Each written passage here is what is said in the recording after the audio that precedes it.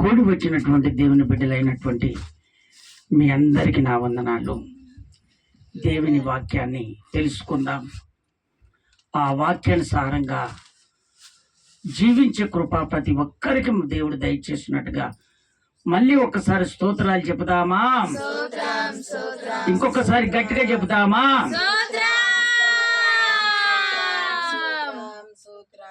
ఆమేన్. దేవుడు మనతో మాట్లాడుతున్నటువంటి మాట లేవనెత్తుట. లేవనెత్తుట అంటే అర్థం ఏంటిది? కింద పడిపోయినటువంటి వారిని పైకి లేపటం. స్తోత్రం చెప్తారా ఒకసారి గట్టిగా? కృంగిన వాళ్ళను లేపటం. ఏ ఆధారం లేక ఉన్నటువంటి వారిని, కింద పడిపోయిన వారిని లేపటం. లేవనెత్తుట అంటే లేపటం. స్తోత్రం చెప్తారా ఒకసారి గట్టిగా? పడిపోయిన జీవితాన్ని ఇప్పుడు నువ్వు శుద్ధి చేసుకొని నువ్వు లేవాలని దేవుడు కోరుకుంటున్నాడు. ఎక్కడెక్కడ నువ్వు పడిపోయావో దేవునికి మొట్టమొదట దేవునికి ఎక్కడెక్కడ నువ్వు పడిపోయావో ఇప్పుడు శుద్ధీకరించుకొని దేవుని అడిగితే ఆయన శుద్ధీకరించి నిన్ను అక్కడి నుంచి తన చెయ్యి పట్టుకొని పైకి లేపి నిలబెడతాడట. స్తోత్రం చెప్తారా ఒకసారి గట్టిగా? నిలబెట్టడమే కాదు, కొత్త సంవత్సరములో అడుగు పెట్టిస్తాడంట. కొత్త సంవత్సరం అడుగు పెట్టడమే కాదు, ఆయన రాజ్యములో ఆయనతో చేర్చుకుంటాడట. స్తోత్రం చెప్తారా ఒకసారి గట్టిగా? చదవండి, లేఖన భాగంలోనికి మనం వెళ్తాం. కీర్తనల పుస్తకము 41వ కీర్తన 10వ వచనం.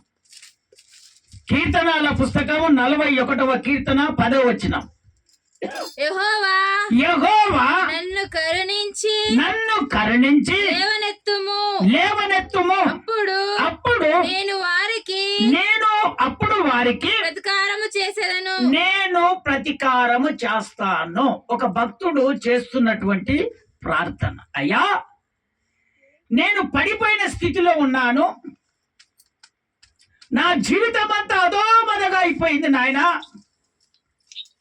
దయతో నన్ను కరుణించి నన్ను లేవనెత్తు ప్రభువా అని ప్రార్థన చేస్తున్నాడు.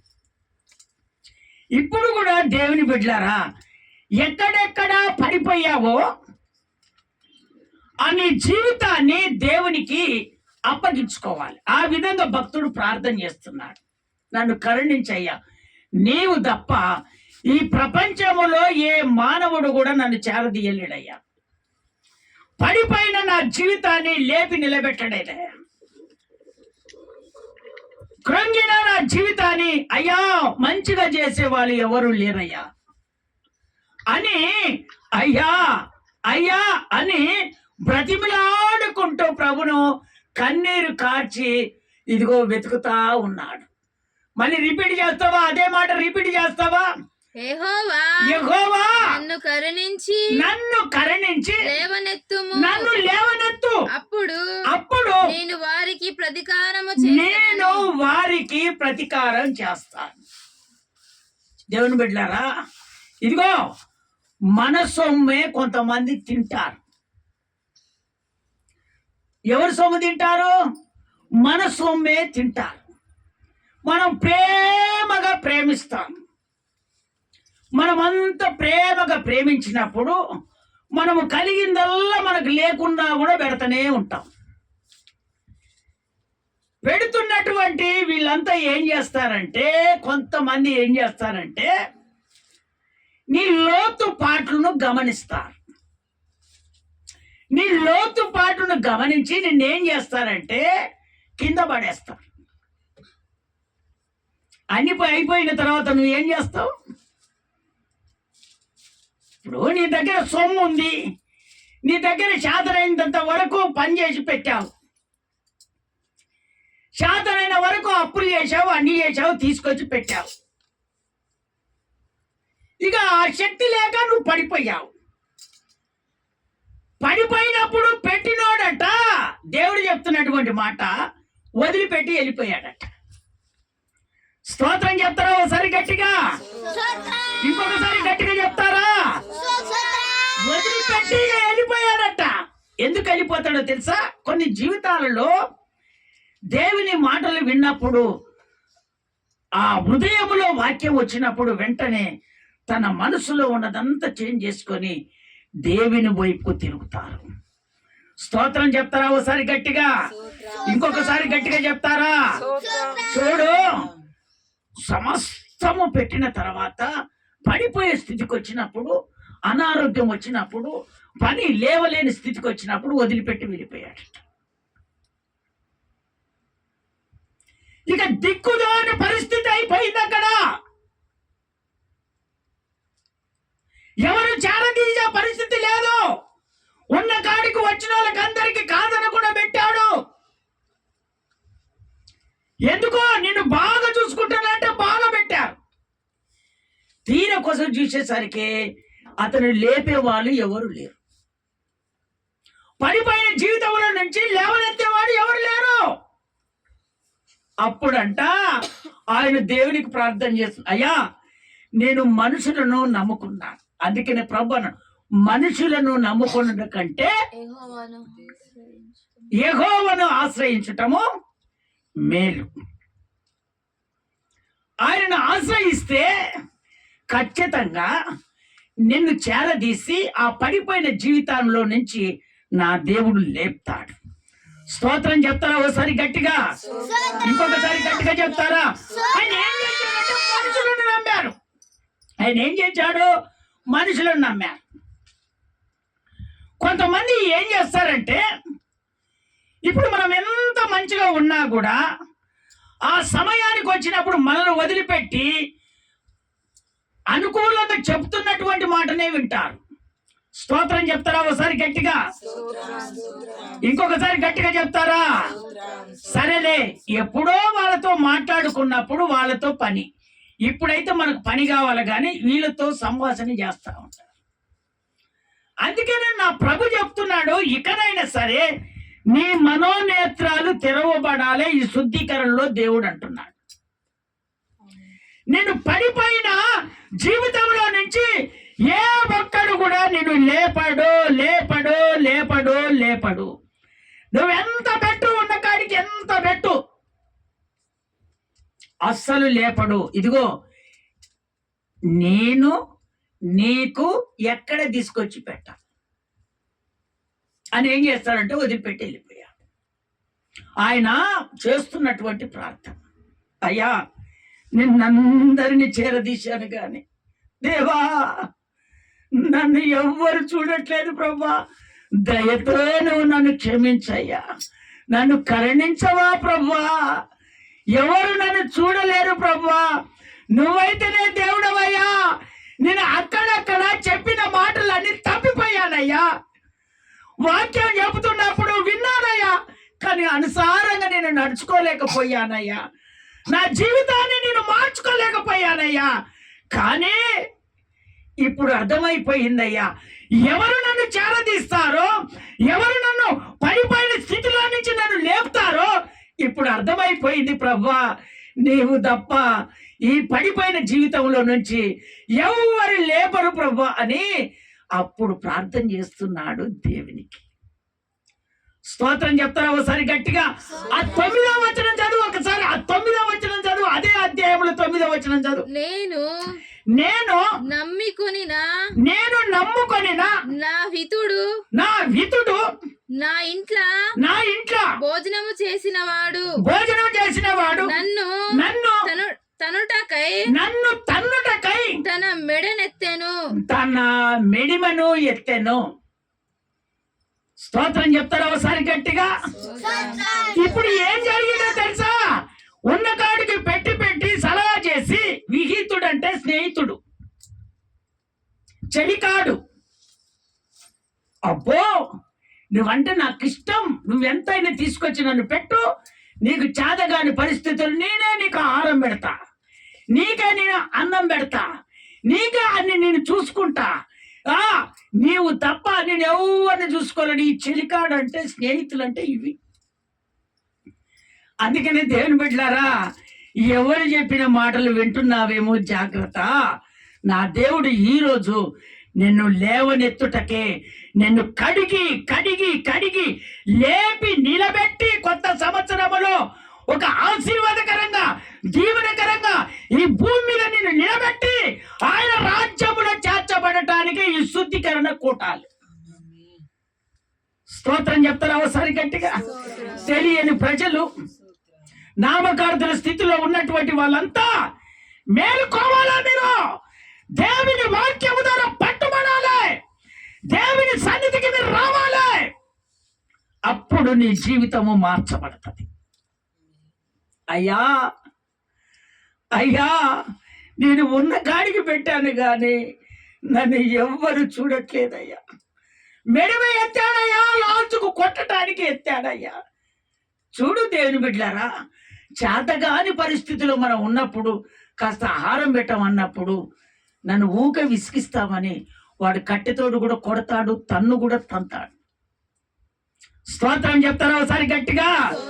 అందుకనే ఆ భక్తుడు ఇసికిపోయి ఇసికిపోయి ఇసికిపోయి ఇసికిపోయి ఇసికిపోయి దేవుని పాదాలు పట్టుకున్నాడు. అయ్యా, ఈ మనుషులను నేను నమ్ముకున్నయ్యా, నీవు మాత్రమే నన్ను కరుణించే దేవుడవు.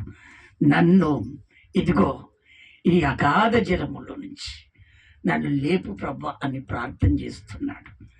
ఆ ప్రార్థనను బట్టి అప్పుడు ఆయనను లేపి సింహాసనం మీద రాజుగా నా దేవుడు కూర్చొని పెట్టాడు. స్తోత్రం చెప్తారా ఒకసారి గట్టిగా? ఇంకొకసారి గట్టిగా చెప్తారా? ఎవరు లేపరు, ఎవరు లేపరు, ఎవరు లేపరు. నా దేవునికి నువ్వు మొరబెట్టు, మొరబెట్టు, ఆయన ఖచ్చితంగా నేను లేపి ఆ సింహాసనం మీద దేవుడు కూర్చొని పెడతాడు. ఆయన కూర్చున్న సింహాసనం మీదనే ఆయన కుడిపార్చాన నిన్ను కూర్చొని పెట్టుకుంటాడు నా దేవుడు. అంత మహిమ కలిగిన దేవుడు, అంత ప్రేమ కలిగిన దేవుడు, ఆయన మాట తప్పని దేవుడు. ఒకవేళ వాక్యం వింటున్నటువంటి దేవుని బిడ్డ ఆ వాక్యములో ఇదిగో నువ్వు లీనమైపోయి, అయ్యా నేను ఈ విధంగా మనుషులను నమ్మాను కానీ ఇప్పుడు మాత్రము నేను నమ్ముకుంటానయ్యా. ఇప్పుడు నువ్వు తీర్మానం చేసుకుంటే నీ కార్యం వెంటనే జరిగింది. స్తోత్రం చెప్తారా ఒకసారి గట్టిగా?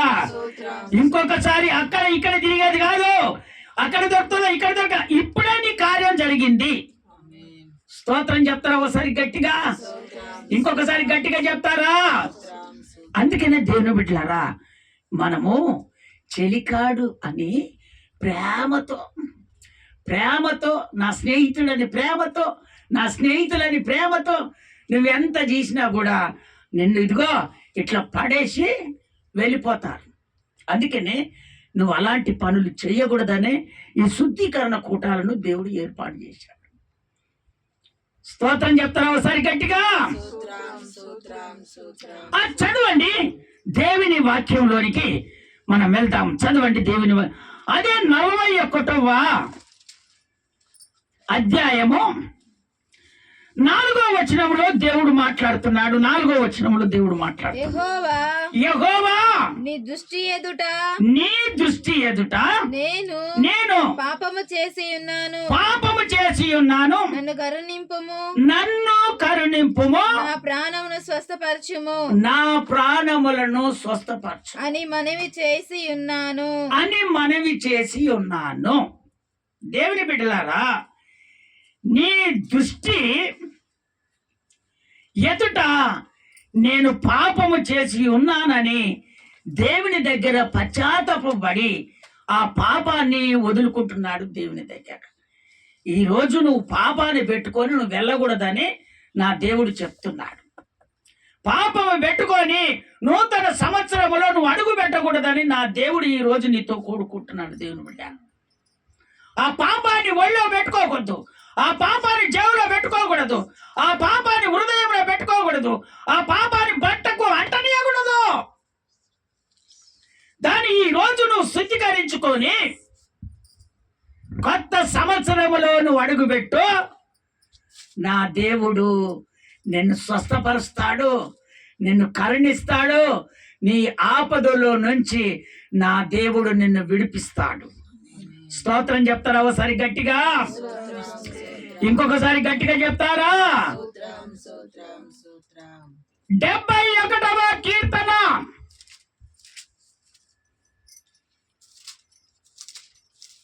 20వ వచనం. అనేకమైన కఠిన బాధలను మాకు కలగజేసిన వాడా నీవు మరలా మమ్మ బ్రతికించెదవు. భూమి యొక్క అగాధ స్థలములో నుండి నీవు మరలా మమ్మ లేవనెత్తెదవు. నీవు మమ్మలను మళ్ళీ లేవనెత్తుతావని ఇక పట్టుబట్టాడు. ఇక స్నేహితులని గీతులను ఎవరిని పట్టుకోలేదు ఆయన. వాళ్ళని వీరం దక్కి చెవులలో దవులలో మాటలు చెప్పట్లేదు. ఇక అక్కడిక్కడ ఇవన్నీ బంద్ చేశాడు. ఇక అయ్యా నీవు మాత్రమే ఈ భూమి మీద అగాధ జలములో నుంచి నన్ను లేపదావు. నీవు తప్ప నన్ను ఎవ్వరు లేపలేరు ప్రభా. ఈ ప్రపంచములో నిన్ను అందరిని నేను వెతికాను. నాలో ఉన్న ఎంత వృధా చేసుకున్నాను. కానీ ఇదిగో నేను కృంగిపోయినప్పుడు, నేను లేవలేని స్థితిలో ఉన్నప్పుడు, ఇదిగో నన్ను ఆధారం లేని పరిస్థితిలో ఉన్నప్పుడు నన్ను ఎవ్వరు లేవనెత్తలేదు ప్రభా. నీవు మాత్రమే ఈ భూమి మీద అగాధ స్థలములో నుంచి నన్ను పైకి లేపి నీ రాజ్యములో నన్ను చేర్చుతావు ప్రభా అని ప్రార్థన చేసుకుంటున్నాడు. దేవుని బిడ్డలారా, ఆ విధమైనటువంటి ప్రార్థన జీవితంలో నువ్వు ఉంటే నువ్వు ఎక్కడ పడిపోయావు? నీకు ఏ కార్యం జరగలేదు. ఏ ఆలోచన ద్వారా నువ్వు శుద్ధీకరించుకోవటానికి వచ్చావు? నీకు ఏం కావాలని శుద్ధీకరించుకుంటున్నావు? కానీ నీలో ఉన్నటువంటి అన్ని ఇవి తీసివేసుకుంటే నా ప్రభు నిన్ను ఖచ్చితంగా లేవనెత్తుతాడు. స్తోత్రం చెప్తారా ఒకసారి గట్టిగా? ఇంకొకసారి గట్టిగా చెప్తారా? యెషయా పుస్తకంలోనికి వస్తారా? యెషయా పుస్తకంలోనికి వస్తారా? 33వ అధ్యాయము 2వ వచనము చూడు. మా యందు కరుణింపువా ప్రభువా, కరుణింపువా ప్రభువా. యెహోవా నీ కొరకు కనిపెట్టుచున్నాము. నీ కొరకు కనిపెట్టుచున్నామయ్యా. మా యందు కరుణించుము. అయ్యా మా యందు కరుణించవా దేవా. ఉదయ కాలమున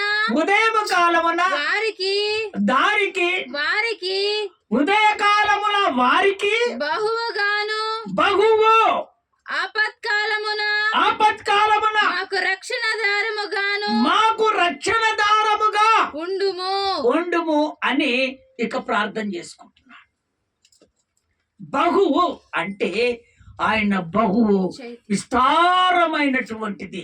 ఉదయము పూటని బహువు చాపయ్యానంటే ఆయన ఆయన మహిమ, ఆయన ఆత్మీయ జీవితం నీలో ఉంటే నీకు ఎప్పుడు బలమే. నువ్వు కృంగిపోవో. నువ్వు ఎక్కడికి వెళ్ళినా ఆయన బహువు చాపాడు కనుక నీ జీవితాన్ని దేవుడు ఒక ఉన్నతమైన స్థానానికి ఎదిగిస్తాడు ఆయన. అంతే. ఉదయము పూటనే ఇంకంటున్నాడు, అయ్యా నా రక్షణ ఆధారము నువ్వే ప్రభువా. నన్ను రక్షించేవాడికి ఎవ్వరు లేరయ్యా. నీవు తప్ప నాకెవరు లేరు ప్రభువా. నీవే నన్ను రక్షించువు అని ఆయన పాదాలు పట్టుకొని దేవునికి ప్రార్థన చేశాడు. అందులో దొంగ ఊపిలో నుంచి దేవుడు లేపాడు. స్తోత్రం చెప్తారా ఒకసారి గట్టిగా? ఆ చీకటిలో నుంచి లేపాడు, అంధకారంలో నుంచి లేపాడు. ఇదిగో ఆ పరిస్థితులలో అందరూ అతని కృంగి చేయనట్టు ఇదిగో అతని లేవగుట్ట అందరు కలిసి అనేకమైన మాటలతో అతని పలుకుబడి లేకుండా అనేక మాటలతో అతని కృంగి చేస్తే దాంట్లో నుంచి నా దేవుడు లేపాడు. స్తోత్రం చెప్తారా ఒకసారి గట్టిగా? ఇంకొకసారి గట్టిగా చెప్తా. ఈ ప్రపంచంలో ఆ విధంగా లేపేవాడు ఎవరు లేరు. అంత స్వార్థపరులే, అంత బింకములాడు వారే, అందరూ డబ్బు ఆశే, డబ్బుతోటే ఎవరినైనా కొందామని ఆలోచన చేస్తారు తప్ప కృంగిన నీ జీవితాన్ని లేవనెత్తే వారు ఏ ఒక్కరూ లేరు. స్తోత్రం చెప్తారా ఒకసారి గట్టిగా? అందుకనే అన్యజనులారా, దేవుని అంగీకరించినటువంటి దేవుని బిడ్డలారా, మీరు సత్యానికి రాండి, సత్యములో నిలబడండి. నా దేవుడు నిన్ను ఆశీర్వదిస్తాడు, ఆశీర్వదిస్తాడు, ఆశీర్వదిస్తాడు.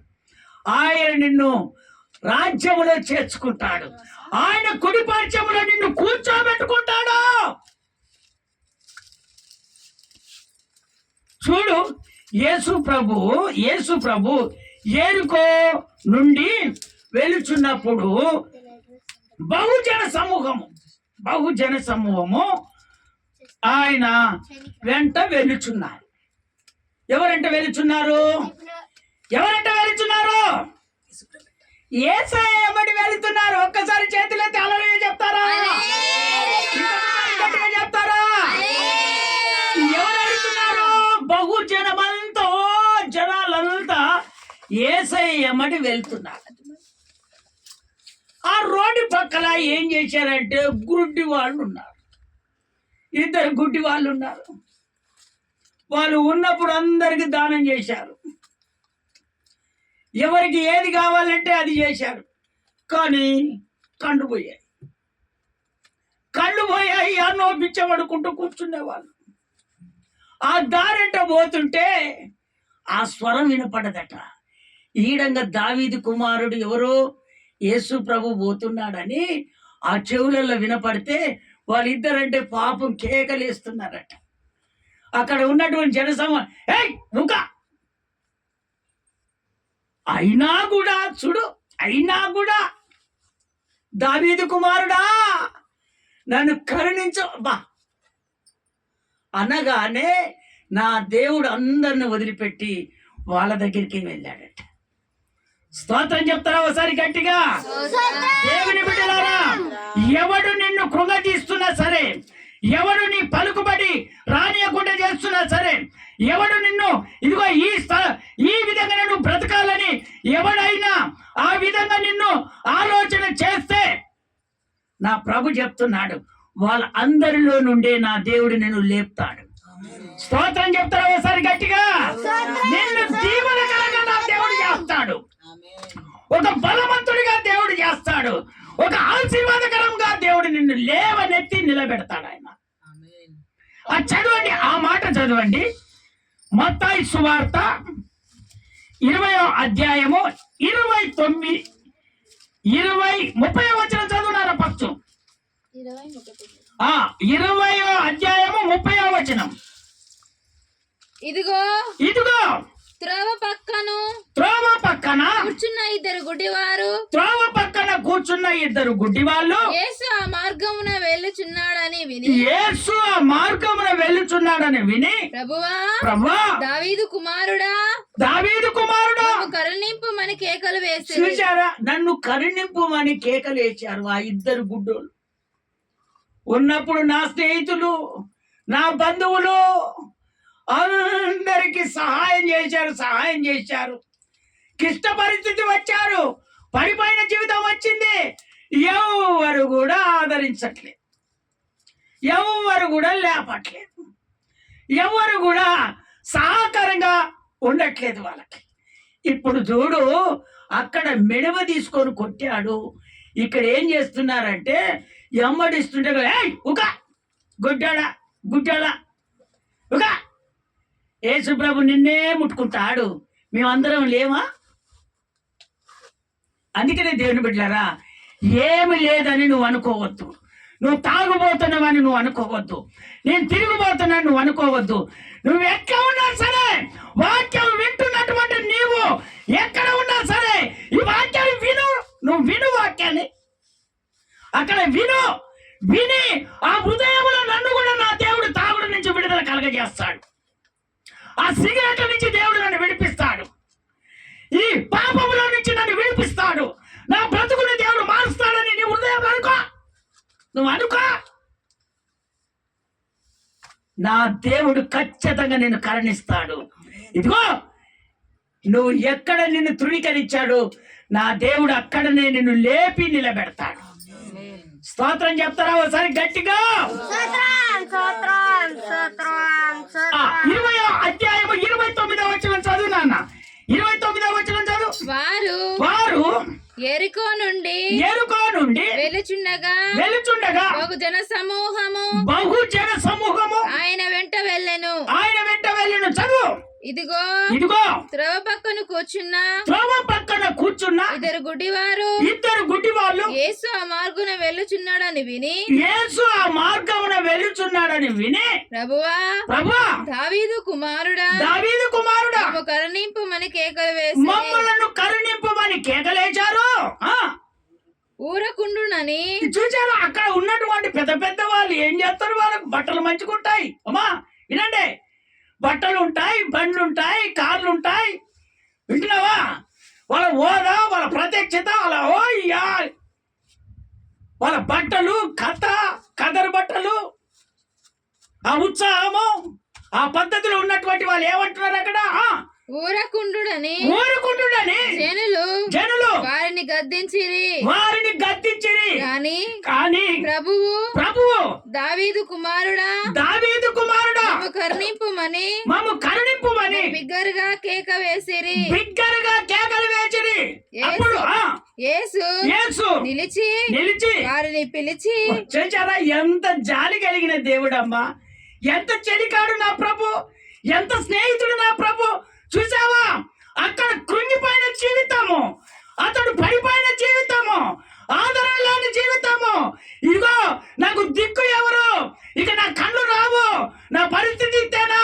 నేను వయసులో ఉన్నాను, నా బాధ దిక్కుతుంది, నా పిల్లలు తిడుతున్నారు, నా బాధలు ఇంతేనా? నేను లేచిగా కష్టం చేయలేనా? నేను లేచి ఉద్యోగం చేయలేనా? ఎప్పుడు నా బాధ ఇదేనా?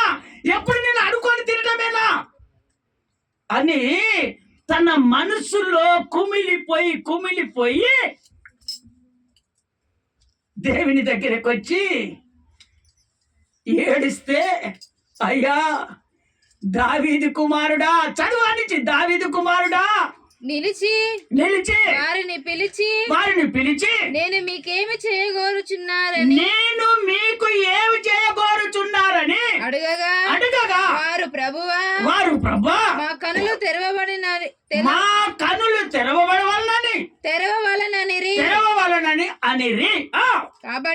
కాబట్టి యేసు కనికరపడి వారి కనులు ముట్టెను.